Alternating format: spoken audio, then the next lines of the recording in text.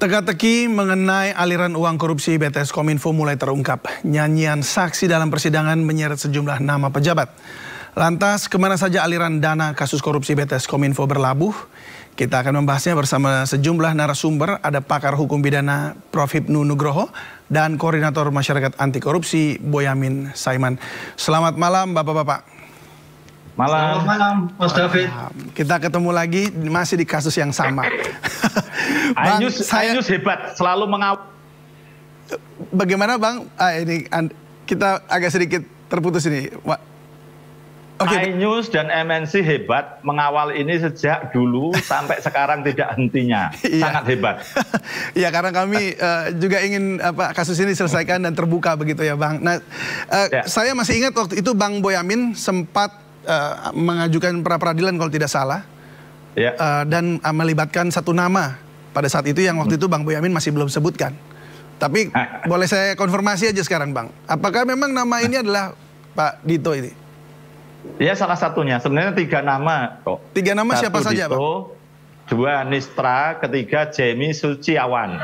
Nah, Jemi Suciawan akhirnya setelah gugatan itu 2 minggu kemudian jadi tersangka. Ya mari kita tunggu berdebat-debat 2 orang yang lain ini akan jadi apa nanti. Ya meskipun tetap asas praduga tidak bersalah. Ya, clue-nya kan gitu, mari kita tunggu berdebar-debar. Kan sejak awal aku begitu, berarti kan masih ada kejutan dan letupan-letupan lagi gitu, masih. Baik, tapi waktu itu bagaimana hasil pra-peradilannya untuk yang satu nama ini, Menteri? Ya, hakim kan mengatakan belum ada penghentian penyidikan, maka gugatan saya tidak diterima. Biasalah, dulu menang senturi itu kan sampai 6 kali, ya nanti ya 2-3 kali pasti masih saya lakukan sepanjang belum ada kejelasan status dari orang-orang tersebut. Yang saya gugat itu adalah Kejaksaan Agung yang menurut saya tidak maksimal dalam mencari orang-orang yang diduga ikut menikmati. Misalnya dalam isu uang 1,8 juta US dollar atau 27 miliar itu kan diserahkan ke Magdir Ismail. Nah, itu gampang kok mencarinya Kejaksaan Agung. CCTV tetangganya dilacak, urut ke belakang gitu, kira-kira arahnya dari barat atau dari timur. Setahu saya itu akses ke Pak Magdir itu dari timur. Nah, nanti tetangganya diurut sampai level terakhir mobil itu misalnya berangkat dari Jakarta Barat atau Jakarta Selatan aja, daerah-daerah mana gitu, atau daerah Jakarta Timur, ketahuan itu mobil itu kan juga mobil yang agak mewah kan itu kan. Ketahuan berangkat dari akhirnya rumahnya siapa. Nah, Kejaksaan Agung sudah saya dorong begitu caranya sampai sekarang belum dikerjakan, maka saya gugat gitu. Saya tidak menuduh Dito atau siapapun, tapi dari uang itu tadi pasti bisa dilacak dari mana dan mungkin juga dari money changer-nya atau dari manapun gitu. Paling tidak mobil itu berangkat dari rumah siapa akan ketahuan sebenarnya siapa yang berkepentingan terhadap uang itu. Dan waktu itu pun ada yang saya ungkap ketika jadi saksi di pengadilan, setidaknya orang yang datang itu membawa uang itu berkata 2 frase. Pertama, ingin meringankan bebannya Irfan Hermawan dalam uang pengganti. Nah, saya komentari waktu itu di pengadilan, oh hebat banget ada orang yang mau nyumbang 27 miliar, padahal biasanya orang nyumbang panti asuhan aja cuma jutaan gitu kan. Nah, ini kok sampai begitu. Terus frase kedua, bahwa Bapak D itu tidak urusan dengan ini loh gitu. Justru ini kan malah Bapak D itu kok disebut oleh yang ngantar uang, malah bisa dikejar itu kok. Dia bilangkan kok tidak ada urusan. Kalau yang cermat dan tajam mestinya kan bisa aja logika terbalik malahan gitu. Sebenarnya Kejaksaan Agung gampang mestinya mencari orang ini. Maka sepanjang belum bisa menemukan orang ini siapa yang mengirim uang dan kepentingan apa, maka akan saya gugat terus semakin tajam. Dan mudah-mudahan teman-teman tetangganya itu menyerahkan CCTV-nya kepada kita-kita dan kita bongkar bahwa sebenarnya mobil itu berangkat dari jalan apa, nomor berapa. Tapi waktu itu kalau tidak salah Pak Dito pernah diperiksa juga ya, waktu itu dipanggil juga oleh Kejaksaan Agung. Tapi kemudian kemudian penyelidikan dilanjutkan dengan saksi-saksi yang lain atau mungkin penangkapan tersangka yang lain. Nah, apa yang Anda lihat di sini? Karena saya lihat Anda terus-terus mendesak ke Kejaksaan Agung untuk bekerja di situ. Tidak, seriusnya begini, bahwa waktu Dito itu diminta keterangan kan ada 3 pertanyaan utama. Apakah Anda pernah menerima? Apakah pernah Anda kemudian menyalurkan? Atau pernahkah Anda tahu? Semua jawabannya tidak tahu semua, terus ditutup gitu aja. Padahal mestinya kan bisa ditindaklanjuti dengan konfrontasi dengan Irfan maupun dengan Windy.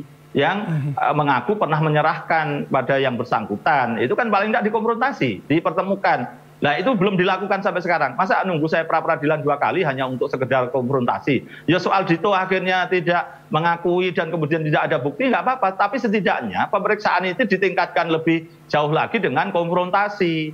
Nah kayak begini ini kan barangkali penyidik teman kepolisian aja, Polsek, Polres aja sangat ahli. Masa Kejaksaan Agung kalah dengan Polsek, Polres kan gitu. Nah ini yang kadang-kadang sebenarnya ini saya yakin teman-teman penyidik di Kejaksaan Agung itu sangat cerdas, berpengalaman. Tapi kadang-kadang mereka tidak melakukan itu, kadang-kadang bahkan ada kendala-kendala dari pihak lain. Nah itu ya seperti kesaksian dari saksi tadi mengatakan tidak berani bongkar karena ada tokoh-tokoh hebat. Dia tidak berani, baru di pengadilan dia buka-bukaan. Nah alhamdulillah paling tidak kita tahu alurnya, paling tidak disebutlah nama Sadikin, nama Nistra, nama Windu, nama Edward Hutahayan, banyak nama-nama yang disebut itu di bawah sumpah. Nah kalau saya pengen menindaklanjuti ini, rencana saya ingin apapun karena Pak Dito ini disebut di pengadilan, menurut saya tidak perform lagi untuk menjadi Menteri Pemuda Olahraga. Saya akan mengirim surat pada Pak Jokowi untuk diberhentikan, untuk fokus ngurusi hukumnya gitu. Nah surat saya nanti saya tindaklanjuti, kalau tidak ditindaklanjuti Pak Presiden Jokowi ya Pak Presidennya saya gugat ke PT UN itu malahan. Jadi saya akan sampai jauh ke sana gitu. Pak Ibnu saya mohon nanti jadi ahli kalau perlu di sidang PT UN pun. Makasih. Baik, baik. Saya ke Prof. Hipnu. Gimana Prof. Hipnu, menurut tanggapan Anda dari apa yang disampaikan oleh Bang Boyamin tadi dan juga berjalannya kasus ini? Iya, apa yang disampaikan oleh Bang Boyamin itu suatu konstruksi korupsi yang betul-betul mudah diungkap. Dalam teori kriminalistik itu ada taktik dan teknik. Nah sekarang bicara taktik, kalau toh penegak hukum akan kesulitan mencari suatu pembuktian, sekarang saatnya kan sudah dibuktikan di persidangan. Di persidangan itu bukti yang akurat, Mas David. Di bukti persidangan itu sudah diuji, baik pada saat pemeriksaan pendahuluan, baik pada pemeriksaan persidangan, yang kemudian dikonfrontasi. Sehingga tidak ada suatu hal yang merintangi ataupun keraguan terhadap orang-orang yang disebut dalam surat dakwaan, yang kemudian dibacakan, yang kemudian disinkronkan dengan saksi yang lain. Ini saya kira suatu yang lengkap, teori negatif wetelek sudah terbukti. Nah, sekarang tinggal bagaimana kemampuan, kemauan penegak hukum yang ada. Kasus seperti Mas David, ketika seseorang dibuktikan dari persidangan, suatu bukti yang firm, akurat, karena sudah diuji. Jadi sudah tidak ada kekhawatiran. Sehingga tinggal bagaimana setelah perkara ini selesai, atau perkara yang belum selesai, ada tindakan-tindakan lain terhadap para tersangka yang disebut kan itu. Oleh karena itu dalam hal ini, dalam rangka penegakan hukum yang betul-betul equal harus dilakukan. Jangan sampai karena ini pejabat, oh enggak bisa kita menganut equality before the law. Itu yang kita agung-agungkan. Dengan demikian apa yang disampaikan itu sudah tinggal menghitung hari, tinggal kemampuan. Jadi perkara korupsi sekarang Mas David, kita kaji ya. Kebetulan saya akan mengkaji terus masalah ini. Ujungnya itu tinggal kemampuan penegak hukum. Apakah kemampuan penegak hukum pelan, santai, atau cepat? Baik, ini penegak hukumnya siapa ini? Maksudnya due proses yang Anda maksud dan crime control model. Baik, yang Anda maksud penegak hukumnya siapa ini? Ya, sekarang pertanyaannya, sekarang kalau memang ini jaksa tadi sampaikan oleh Mas Benyamin agak mungkin kewalahan banyak ya, KPK tinggal ambil alih dong. Polisi bisa kan sinergitas. Penegak hukum kita itu dalam korupsi, bisa KPK, bisa Polri. Oleh karena itu misalkan tadi yang sebut D, oh KPK masuk, bukti selesai. Yang kemudian yang lain, BPK, Polri masuk, bisa selesai. Artinya di sini bagi-bagi tugas yang semua tidak pada Jaksa Agung. Kan itu. Semua penegak hukum ambil peran dalam penegakan korupsi. Itu suatu koordinasi yang baik, sinergi yang baik dalam sama-sama integritas untuk menemukan suatu perkara yang kita jumpai seperti ini. Siapa yang harus mengkoordinir itu semua, atau mereka harus berjalan sendiri karena melihat jalannya sidang lalu kemudian mereka berinisiatif begitu? Yang mana yang harus bertanggung jawab? Siapa begitu? Tidak, sebetulnya dalam hal ini kecekatan dan kemauan. Kalau memang menunggu ya, kita koordinasikan kecepatan, misalkan, oh Pak Jaksa Agung, udahlah ini dulu, tinggal KPK, jalan selesai. Pak D, kemudian Mabes Polri, sama.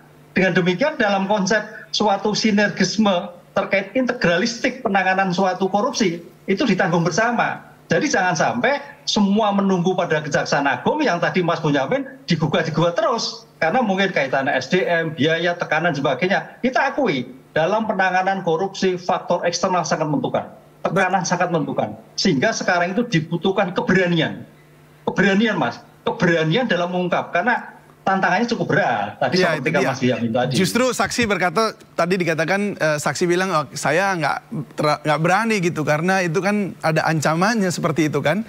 Lalu siapa di sini kira-kira? Apakah hakim yang harus memerintahkan pihak kepolisian atau KPK untuk kemudian menyeret nama-nama atau instansi terkait?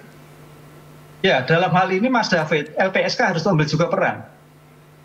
Jadi tidak hanya pada penegak hukum, jaksa sebagai penegak hukum, Polri dan KPK, LPSK ketika mengetahui ada saksi-saksi yang ada suatu kekhawatiran yang berkaitan dengan pribadinya, LPSK harus proaktif dalam penanganan seperti ini. Jadi jangan sampai shelternya pasif, tapi shelter aktif terhadap perkara-perkara yang menarik masyarakat, harus menunggui saksi mana yang sangat berpengaruh, saksi mana yang diancam, sehingga ini semua suatu kolaborasi antara penegak hukum yang ada di Indonesia. Tanpa perintah hakim ya?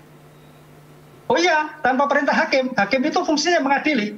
Ingat, dalam menyidik adalah Polri, KPK, jaksa. Hakim hanya mengadili. Hakim hanya menerima berkas apa yang disampaikan oleh penyidik dan penuntut umum, yang kemudian disidangkan dalam suatu persidangan.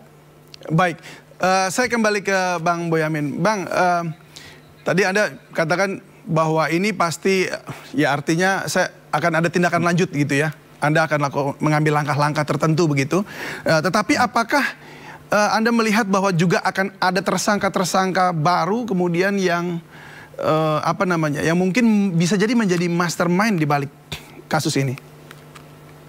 Kalau saya ditanya, versi saya wajib tersangka baru, karena yang menikmati itu tidak sekedar menikmati, nampaknya kan ada message, ada pesan untuk menutup perkara ini.